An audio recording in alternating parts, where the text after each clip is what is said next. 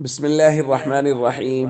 نبی کریم صلی اللہ علیہ وسلم نے ارشاد فرمایا، ایک عورت ایک بلی کے سبب سے دوزخ میں گئی۔ اس نے بلی کو باندھ کر رکھا، نہ تو اس کو کھانا دیا اور نہ ہی چھوڑا کہ وہ کیڑے مکوڑے کھا کر اپنی جان بچا لیتی۔ دوستو، اس حدیث سے ہمارے لیے ایک بہت واضح درس یہ ہے کہ ہمیشہ انسان کو ڈرتے رہنا چاہیے ہر چیز کے معاملے میں، اور خاص طور پہ یہ جو بے زبان جانور اور پرندے ہیں جن کو گھر میں پالا رکھا جاتا ہے، ان کے بارے میں تو شریعت بہت حساس ہے، اور اس کے لیے ذمہ داری ہے مالک کی، جس نے جانوروں کو یا پرندوں کو رکھا ہوا ہے، کہ وہ سردی گرمی کے موسم کا، اس کے کھانے پینے کا، اس کے چیزوں کا پورا خیال کریں۔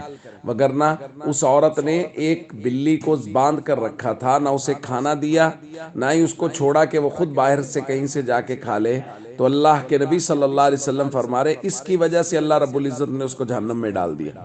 اس لیے جن لوگوں کے یہاں پرندے یا جانور گھر میں رکھے ہوئے ہیں، ان کو چاہیے ان جانوروں کے کھانے پینے اور باقی چیزوں کا بھرپور طریقے سے خیال کریں۔ السلام علیکم ورحمۃ اللہ وبرکاتہ۔